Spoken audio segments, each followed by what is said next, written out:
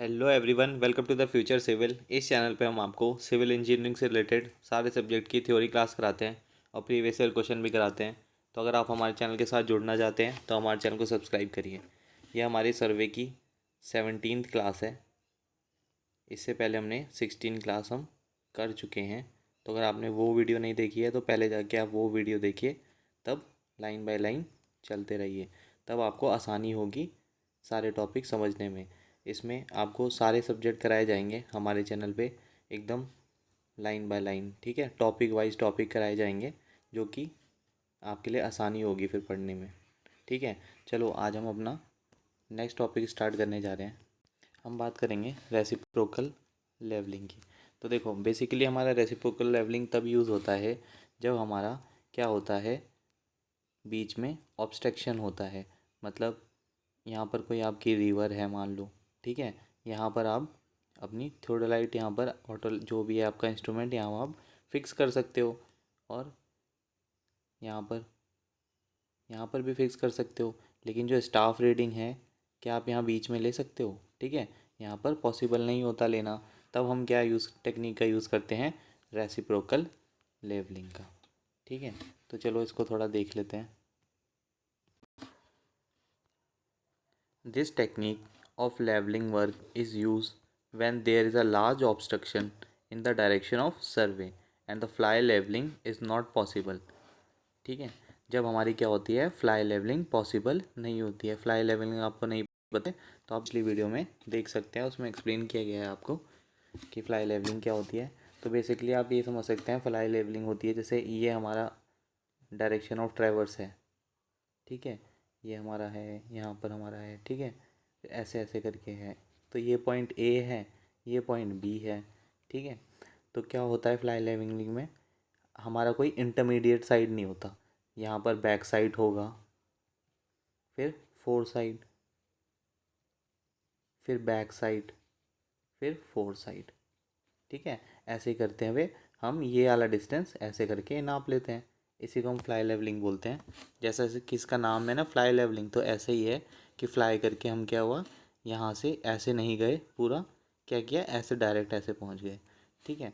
तो इसको हम क्या बोलते हैं, फ्लाई लेवलिंग। तो जब वो पॉसिबल नहीं होती तब हम क्या यूज़ करते हैं, रेसिप्रोकल लेवलिंग। तो इसमें हम देख लेते हैं आगे। By reciprocal levelling, effect of error due to curvature, refraction and collimation are eliminated, ठीक है।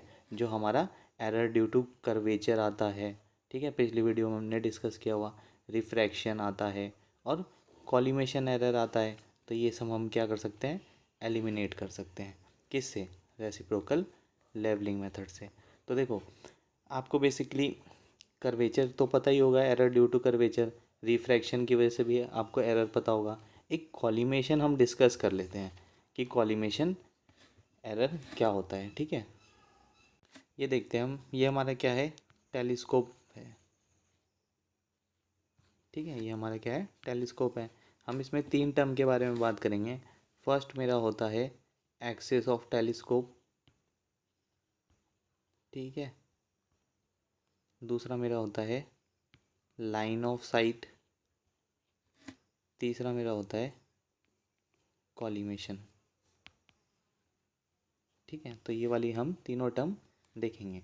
ये देखो, ये वाला मेरा क्या होता है, ऑब्जेक्ट लेंस। ये क्या होता है मेरा, ऑब्जेक्ट लेंस।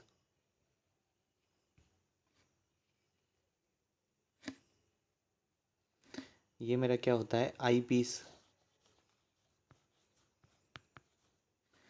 ठीक है।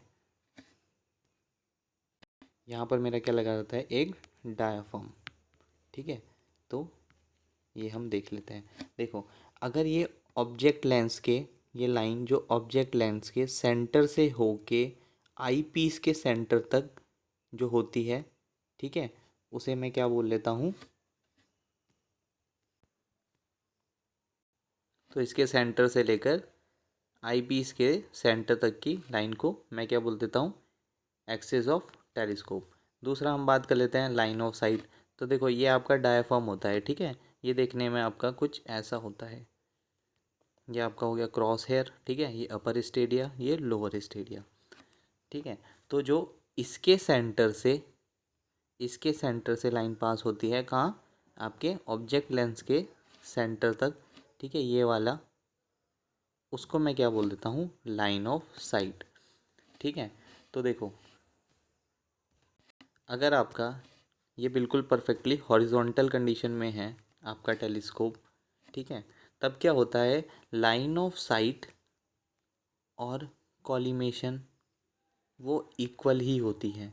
ठीक है, लाइन ऑफ साइट और कॉलिमेशन आपकी इक्वल होती है। वहीं अगर मैं बात करूँगा कि मैं इसे टिल्टेड कर देता हूँ थोड़ा, आपकी टेलीस्कोप टिल्टेड है। ठीक है, तब क्या होता है, ये जो डायाफ्राम से लाइन ये से पास करेगी इसके सेंटर से, उसको मैं क्या बोलूँगा, लाइन ऑफ साइट। ठीक है। तो अगर आपका कभी भी एग्ज़ाम में क्वेश्चन आएगा कि वो लाइन आपकी कौन सी होती है जो कि ऑब्जेक्ट लेंस के सेंटर से, डायाफ्राम के सेंटर से पास हो, तो अगर आपको दो ऑप्शन भी दिया होगा, कॉलिमेशन और लाइन ऑफ कॉलिमेशन या लाइन ऑफ साइट, तो आप क्या टिक करोगे, लाइन ऑफ साइट। ठीक है। फिर इसका हम क्या बी पॉइंट देख लेते हैं, collimation error can be found. ठीक है, तो रेसिप्रोकल लेवलिंग से हम क्या कर सकते हैं, कॉलिमेशन एरर भी फाउंड कर सकते हैं। ठीक है, प्रोसीजर देख लेते हैं हम इसका कि हम रेसिप्रोकल लेवलिंग कैसे करते हैं। तो देखते हैं, 2 point A and B are selected on opposite side of obstruction and the staff reading taken to both point, keeping the instrument first at near station A then near station B। तो हम case first देखते हैं इसमें, when instrument is near station A, तो instrument आपका कहाँ पर है, स्टेशन ए पे। ये वाला डिस्टेंस आपका क्या है, ये लास्ट डिस्टेंस है आपका। ठीक है, बहुत बड़ा डिस्टेंस है। तब बड़ा डिस्टेंस है तो उसकी वजह से क्या होता है, ठीक है, टेम्परेचर और ह्यूमिडिटी की वजह से हमारा एक कंसेप्ट आ जाता है जिसे हम बोलते हैं रिफ्रैक्शन। ठीक है। तो ये देखो, अगर वहीं मैं बात करूँगा, ये मेरा स्टाफ है और ये मेरा स्टाफ, दूसरा स्टाफ है, ये ए है, ये बी है। तो अगर आप खुद ही बताओ कि जो हमारी रीडिंग होगी वो सही कहाँ पर होगी, अगर आप, ठीक है, ये देख रहे हो यहाँ से, तो रीडिंग आपकी कहाँ सही होगी, ऑब्वियसली स्टेशन ए पे ही होगी। अगर वहीं मैं दूर का डिस्टेंस की बात करूँगा तो यहाँ पर आपकी रिफ्रैक्शन की वजह से थोड़ी गलत रीडिंग आएगी। ठीक है, तो हम स्टेशन बी पे भी देख लेते हैं। ये देखो, ये आपकी क्या है, एक परफेक्टली हॉरिजॉन्टल लाइन है। ठीक है, ये वाली जो आपकी लाइन है वो क्या है, परफेक्टली हॉरिजॉन्टल, इसे मैं ऐसे मान लेता हूँ। तो पर क्या हुआ, देखना आपको कौन सी यहाँ से दिख रही है, वो क्या होगी, ये वाली लाइन, जो जिसे मैं बोलता हूँ डिफ्लेक्टेड डिफ्लेक्टेड लाइन। ठीक है, क्यों होता है ये, अभी बताया था, रिफ्रैक्शन की वजह से। ठीक है, पर हमें देखना कहाँ पर है, ठीक है, दिख ये वाली रही है, ठीक है, और देखना कहाँ पर है हमें, इस लेवल लाइन पे। ठीक है, ये सही वाली है क्योंकि हम बात कर रहे हैं इसमें जियोडेटिक सर्वे की। ठीक है, तो ये वाली तो आइडियल हॉरिजॉन्टल लाइन है, मतलब ऐसी हॉरिजॉन्टल ये वाली लाइन होनी चाहिए थी। ठीक है, ऐसे मान लेते हैं हम, ये आपका है। ठीक है, ये स्टेशन ए है, ये स्टेशन बी है। तो यहाँ से एक मैं परफेक्टली हॉरिजॉन्टल ड्रॉ करूँगा, तो होना कौन सी चाहिए थी, ये, लेकिन तुम्हें दिख कौन सी रही है रिफ्रैक्शन की वजह से, ये वाली डी एल वाली लाइन। ठीक है, और होनी कौन सी चाहिए थी तुम्हारी, ट्रू कौन सी होनी चाहिए थी, ये वाली लेवल लाइन। अब लेवल लाइन का कंसेप्ट आपको नहीं पता है तो समझाया है पहले वाली वीडियो में। ठीक है, तो चलो हम इसे थोड़ा देख लेते हैं। फिर देखो, स्टाफ रीडिंग एट ए पे हमारी स्टाफ रीडिंग क्या होगी, एच ए। वहीं स्टाफ रीडिंग एट बी पे मेरी स्टाफ रीडिंग क्या होगी, H B. Corrected staff reading at B, तो अब मुझे क्या निकालना है, corrected staff reading at B. तो ये देख लेते हैं हम, ये क्या है मेरी डिफ्लेक्टेड लाइन, ये कौन सी है मेरी लेवल लाइन।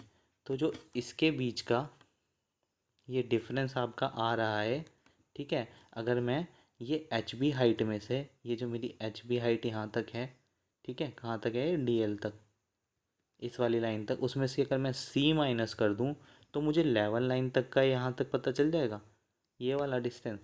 ठीक है, तो वहीं देखो इसमें कर रखा है एच बी माइनस सी। ठीक है, सी क्या है आपका डी एल और एल एल, यानी आपकी लेवल लाइन और डिफ्लेक्टेड लाइन का डिफरेंस। तो यही कर रखा है आपका। अब मुझे ये वाली हाइट चाहिए, ठीक है, ये हाइट का आपका डिफरेंस चाहिए, ये एच आपको चाहिए। ठीक है, तो ये हम देख लेते हैं। तो आप क्या करोगे, एच बी माइनस सी, ठीक है, ये वाला माइनस एच ए। तो आपको क्या पता चल जाएगा, ये वाली डिफरेंस जो हाइट का डिफरेंस आ रहा है वो आपको पता चल जाएगा। तो ये हो गया आपका फर्स्ट इक्वेशन। ठीक है, नेक्स्ट मैं बात करता हूँ केस 2 के बारे में। When instrument is near station B. ठीक है, तो अब देखो जब इंस्ट्रूमेंट आपका कहाँ पर है, स्टेशन बी पे है, तब हम देख लेते हैं। अब देखो वही वाला कॉन्सेप्ट है, ये वाली स्टाफ क्या है आपके पास है, तो इसकी रीडिंग क्या होगी, सही होगी आपकी। ठीक है, ये आपकी क्या है, सही वाली रीडिंग है। फिर जो दूर वाला है ये क्या है आपका, डिस्टेंस ज़्यादा है। तो जब दूर वाला है तो इसमें डिफरेंट डिफरेंट करेक्शन लगेंगे, तो वो हम देख लेते हैं। ठीक है, तो वही वाला कंसेप्ट है इसमें। देखो ये कौन सी है आपकी, ये परफेक्टली हॉरिजॉन्टल लाइन है, और ये कौन सी होगी आपकी डिफ्लेक्टेड लाइन, और ये वाली लेवल लाइन। अब मुझे करेक्शन करना पड़ेगा, तो देख लेते हैं। स्टाफ रीडिंग एट ए पे स्टाफ रीडिंग मैंने क्या रखी है, एच ए डैश। ये वाली क्या रीडिंग हो गई आपकी, एच ए डैश, यहाँ तक डी एल तक। ठीक है, staff reading at B, B पे हमारी स्टाफ रीडिंग क्या है, एच बी डैश।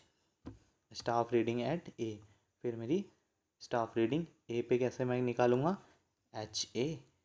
ठीक है, वही वाला जो पिछला वाला कंसेप्ट था, माइनस सी में कर दूंगा। तो ये मेरी क्या आ जाएगी, करेक्टेड। मतलब कहाँ से, लेवल लाइन से। ये लेवल लाइन था, ठीक है, और ये डिफ्लेक्टेड लाइन। तो मुझे कहाँ से निकालनी होती है, लेवल लाइन से ही तो। ठीक है, फिर देख लो एग्जैक्ट डिफरेंस वहीं पिछला वाला कंसेप्ट ही है, H B dash minus H A dash minus C. ठीक है, तो जब तुम इक्वेशन, ये क्या हो गई इक्वेशन 2, और ये वाली मेरी कौन सी थी, इक्वेशन फर्स्ट। तो इसको आप सॉल्व कर लो। ठीक है, इक्वेशन फर्स्ट और इक्वेशन 2। ठीक है, तो आप इसे सॉल्व करोगे तो क्या होगा, H B minus H A. ठीक है, ये अब फिर मैं माइनस माइनस यहाँ अंदर लेके जाऊँगा तो ये प्लस हो जाएगा, ये सी आपका कट जाएगा। ठीक है, तो आपका ये क्या हो जाएगा, प्लस। ठीक है, ये भी प्लस, तो ये क्या हो गया, 2h आपका हो गया। तो एग्जैक्ट हाइट का आपका जो डिफरेंस होगा वो क्या होगा, H B minus H A plus का H B dash minus H A dash divided by 2, ये वाला। तो ये आपका बहुत ही इम्पोर्टेंट है, इसको याद रखना। ठीक है, नेक्स्ट हम बात करते हैं कि अगर हमें आर एल पता हो ए पॉइंट का और मुझे बी पॉइंट का आर एल निकालना हो। वहीं देखो ये था आपका, ये देख लेते हैं, ये आपको यहाँ का आर एल पता है। अब आपको इस पॉइंट का आर एल निकालना है, तो आप क्या करोगे, आर एल एट ए माइनस, इस हाइट को अगर मैं माइनस कर दूं तो मुझे इसका आर एल पता चल जाएगा, माइनस एच।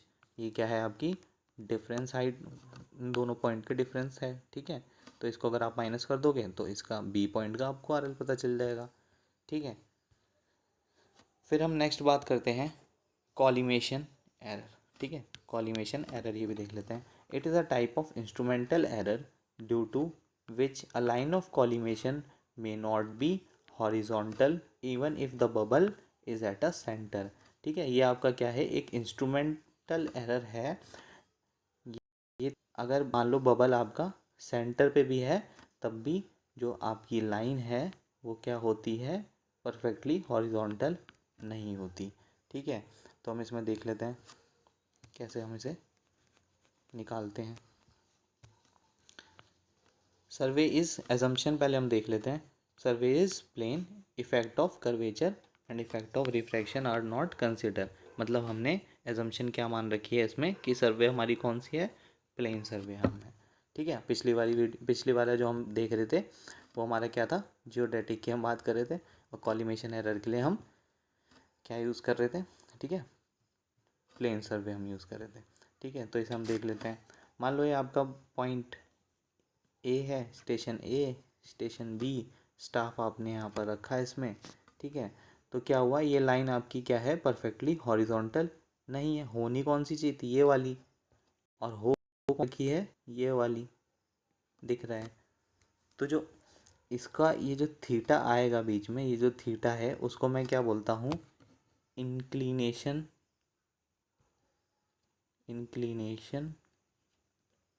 और एंगुलर एरर, ठीक है, एंगुलर एरर।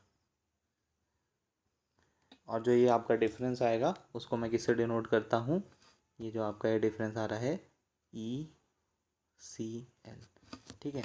ये आपका क्या हो गया, एरर इन कॉलिमेशन, ठीक है। फिर हम देख लेते हैं इसमें आगे, measured staff reading at B, जो हमने बी पे स्टाफ रीडिंग आपने मेज़र करी वो क्या है मेरी HB वाली रीडिंग है आपकी, ये HB। फिर देख लेते हैं हम, true staff reading at B should be HA plus का H। तो स्टाफ रीडिंग कितनी होनी चाहिए हमारी बी पॉइंट पे, HA मतलब ये वाली रीडिंग प्लस का ये वाली रीडिंग H का, तब क्या आ जाएगी, कहाँ तक, ये वाली रीडिंग आ जाएगी हमें, ठीक है। तब ये क्या होगी, एग्जैक्ट रीडिंग। पर क्यों हो रहा है ये, कॉलिमेशन की एरर की वजह से इतना ECL का आपका क्या आ रहा है, डिफरेंस आ रहा है, ठीक है।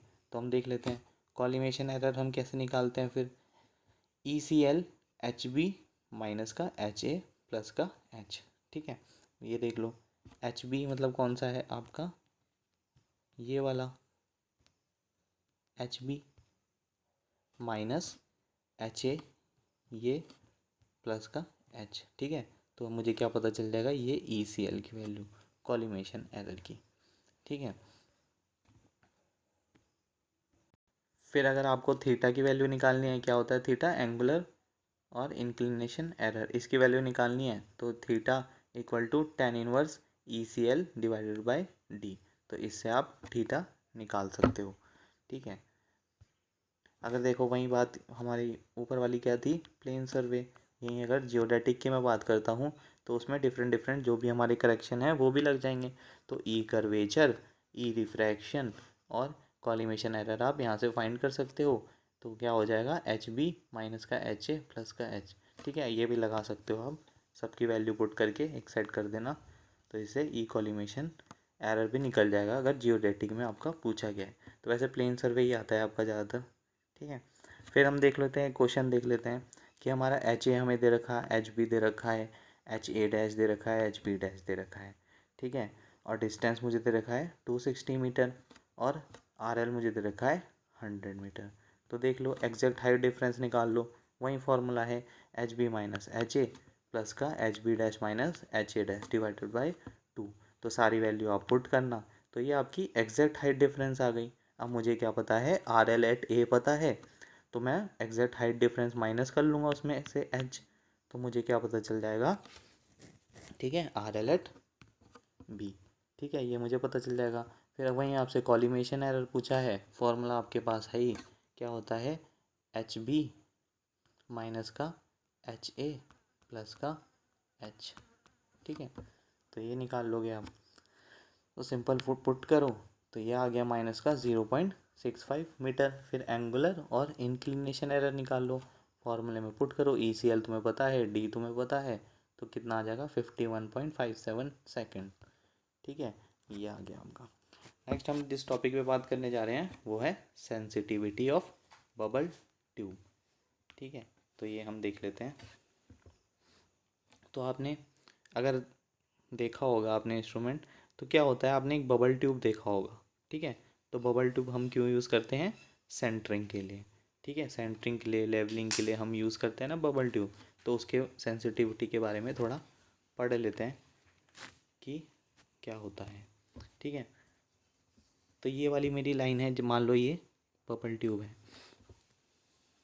तो आपने अगर बबल ट्यूब देखा होगा ठीक है। तो बबल ट्यूब क्या होता है, ऊपर से ऐसा थोड़ा कर्वेचर शेप का होता है, पर आपको वो कैसा प्लेन ही दिखता है। ठीक है। तो ये हो गई आपकी इंडेक्स लाइन। इंडेक्स लाइन क्या 0 शो करती है। तो ये देखो, ये आपका मान लो क्या है, बबल ट्यूब है। ठीक है।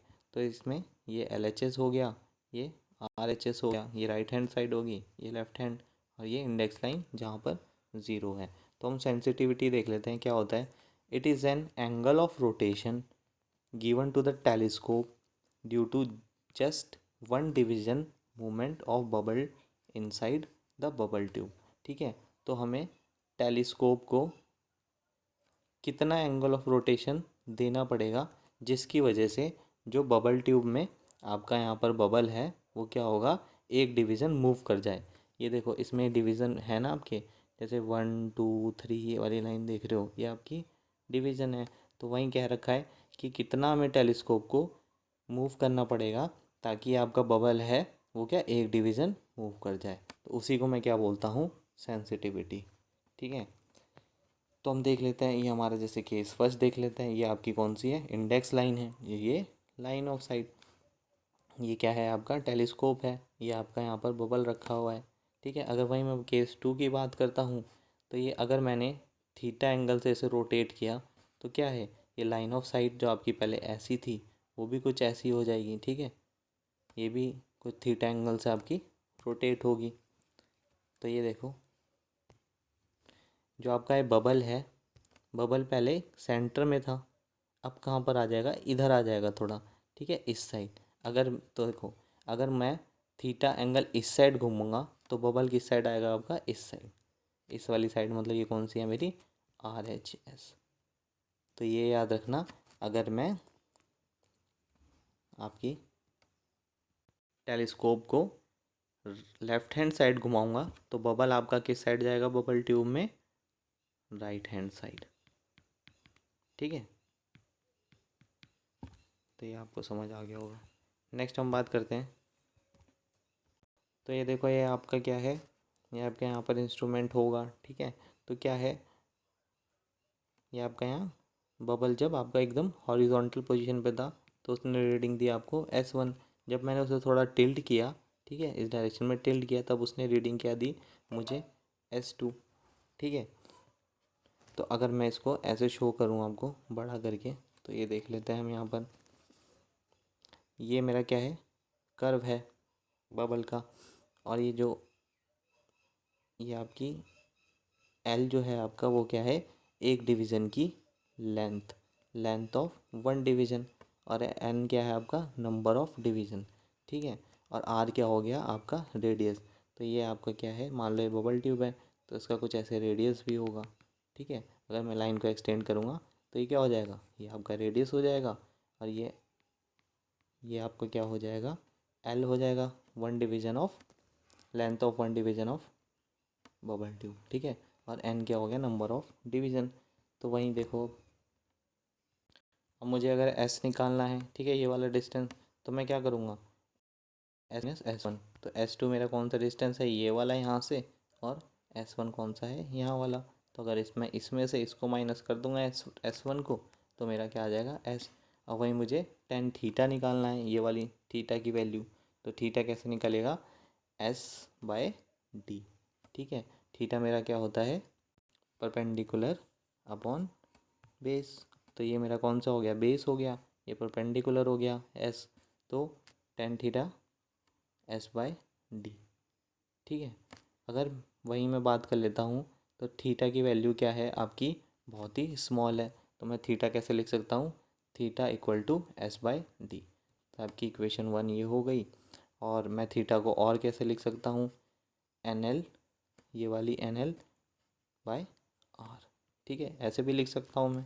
तो ये कोई दिक्कत नहीं होनी चाहिए। इक्वेशन 1 है, इक्वेशन 2 है। अब हम इसको सॉल्व कर लेते हैं। देखो, from equation 1 and equation 2, theta को मैं क्या लिख सकता हूँ, S/D, या तो NL/R। ठीक है। तो सेंसिटिविटी को मैं कैसे डिनोट करता हूँ, अल्फ़ा से। ठीक है। Alpha equal to theta. ठीक है, ये मेरा क्या होता है, सेंसिटिविटी। तो थीटा तुम यहाँ पर पुट कर दो, S/D। तो अगर फॉर्मूले में पुट करोगे तो alpha equal to S divide by N D. अगर ये वाला यहाँ पर पुट करोगे तो क्या हो जाएगा एल बाय आर। तो थीटा के आपके दो सेंसिटिविटी के आपके यहाँ से दो फॉर्मूले निकले, S by N D equal to, ठीक है, एक ये वाला फॉर्मूला हो गया, एक क्या हो जाएगा alpha equal to L by R, ये आपका फॉर्मूला हो गया। ठीक है, वहीं देखो पाई रेडियन को मैं कैसे लिख सकता हूँ 180 डिग्री। अब मुझे इसको सेकंड में चेंज करना है तो ये कैसे 60, ये क्या हो गया मिनट, फिर इंटू 60 किया, फिर ये सेकंड में चेंज हो गया। फिर मुझे क्या निकालना है 1 रेडियन की वैल्यू निकालनी है।